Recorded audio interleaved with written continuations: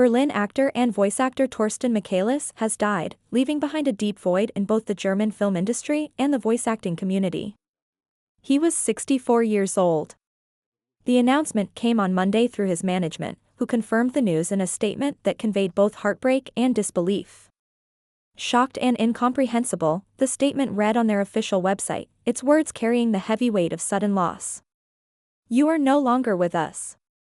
You were so happy just a moment ago, and we still had so much planned. With gratitude and deep sadness." The management, while mourning the passing of their longtime colleague and friend, urged the public and the media to respect the privacy of Michaelis' family in this profoundly difficult time. News of his death spread quickly, with several media outlets reporting on it before the confirmation. For many, it felt like the end of an era. Torsten Michaelis was not just another actor who passed through the German entertainment industry, he was someone who shaped it in quiet but powerful ways. His was the kind of talent that worked behind the scenes as often as it worked in front of the camera, making him both a familiar face and an invisible yet unforgettable voice to millions of people. Michaelis' career stretched across decades, filled with work that connected audiences to the richness of storytelling. He was born in East Berlin in 1961, a time when the city was divided, both physically and ideologically. The cultural climate of East Germany shaped the paths of many aspiring artists, and for Michaelis, it provided both challenges and opportunities. Growing up in East Berlin meant that his world was often bounded by political restrictions, but it also meant he was exposed to a theater culture that valued craft, discipline, and depth. He trained at the prestigious Ernst Busch Drama School in Berlin, an institution known for producing some of Germany's most talented and disciplined actors. To be accepted into such a school was, in itself, a recognition of extraordinary potential. For Michaelis, the training was rigorous, emphasizing both classical theater techniques and the psychological underpinnings of performance. It was here that he honed the voice and presence that would later become his signature, whether on stage, on screen, or behind the microphone. After his training, Michaelis found early opportunities at respected institutions. He performed at the Kammerspiel of the Deutsches Theater Berlin, one of the city's most respected venues for dramatic art. His presence on stage was marked by intensity and an ability to fully embody the characters he portrayed, drawing audiences into the emotional heart of each performance. Later, he took on a multi-year engagement at the Hans Otto Theater in Potsdam, further building a reputation for reliability, professionalism, and depth as a performer. But Michaelis was not only a stage actor. He transitioned smoothly into film and television, mediums that allowed his versatility to shine. Over the course of his career, he played numerous television roles, often embodying authority figures and complex characters. One of his most notable appearances came in Germany's beloved long-running crime drama series Tatort. In the series, he played Detective Inspector Bytomsky, a role that allowed him to combine his natural gravitas with a nuanced performance that resonated with audiences. Acting alongside stars such as Maria Furtwängler, he brought a layered approach to the genre that is so deeply ingrained in German television culture.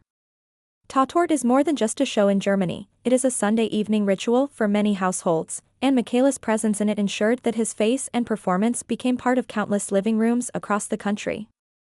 His film work also deserves recognition. Michaelis appeared in productions such as NVA, 2005, a satirical film that looked at life in the East German Army, blending humor with sharp political commentary. His role contributed to the film's authenticity and impact, demonstrating his ability to navigate both comedic and serious undertones. He was also part of the film Mein Führer, The Truest Truth About Adolf Hitler, 2007, a dark comedy that used satire to explore one of history's darkest chapters. Michaelis' involvement in projects like these reflected his courage as an actor, willing to participate in works that challenged audiences and provoked conversation rather than simply offering entertainment. Yet, for many, Torsten Michaelis was most widely known for something that did not place his face in front of the camera, his voice. In the German-speaking world, dubbing foreign films is not just an afterthought, it is a deeply embedded cultural practice. German audiences often consume Hollywood films in their native language, and as a result, the voices behind those translations become iconic in their own right. Michaelis was one of those voices. His range, depth, and emotional adaptability made him a go-to choice for bringing some of Hollywood's biggest stars to German audiences. He lent his voice to actors such as Benicio del Toro, Jeremy Irons, Martin Lawrence, and Wesley Snipes. Each of these performers has a unique style, and Michaelis had the rare ability to capture and convey their essence through his vocal work. To voice someone like Benicio del Toro meant matching a brooding intensity, layered with quiet menace or unexpected vulnerability. Jeremy Irons required a voice that could balance elegance with an undercurrent of darkness. Martin Lawrence, in contrast, demanded comedic timing and energy.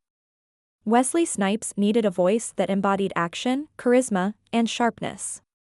Michaelis handled them all with skill, seamlessly adapting himself to match not only the words but also the rhythms, moods, and identities of the actors he dubbed. To understand the impact of such work, one has to appreciate the role of voice actors in German cinema. In many cases, audiences develop a relationship with the dubbed voice even more than with the original actor. For countless German viewers, Torsten Michaelis was Benicio del Toro or Wesley Snipes, just as much as the actors themselves were. His voice became inseparable from the on-screen presence of those stars, and in that way, he became a bridge between Hollywood and German audiences. Michaelis' contributions as a voice actor also speak to his versatility and dedication. Voice acting requires a different set of skills than stage or screen acting. It demands precision, timing, and an ability to convey emotion without the benefit of facial expressions or body language. Michaelis' deep, resonant voice carried weight, but it also carried subtlety. He could shift from humor to menace, from tenderness to authority, with a fluidity that set him apart from many others in his field. Colleagues who worked with him often spoke of his professionalism and warmth. He was not the kind of actor who sought the limelight with flamboyance, rather, he built his career on a foundation of consistency and respect for the craft. Those who knew him described him as someone who carried himself with humility, even as his voice became recognizable to millions. His death, therefore, feels not only like the loss of an artist but also the loss of a kind spirit within the industry. As the news of his passing continues to settle in, tributes from fans and fellow actors are expected to grow. Already, social media has seen an outpouring of messages from people who were touched by his performances, whether through seeing him on German television or hearing his voice bring life to beloved Hollywood characters. For many, he was part of their cultural memory, woven into the fabric of the stories they watched and loved. The sadness surrounding his death is compounded by the fact that, according to the statement released, he had been in good spirits and full of plans shortly before he passed away. There is something particularly heartbreaking about the image of someone who was happy, engaged with life, and looking forward to the future, only to have that future abruptly taken away. It is a reminder of the fragility of life, and how even the most vibrant among us can be gone in an instant. In remembering Torsten Michaelis, one must also consider the broader context of his career.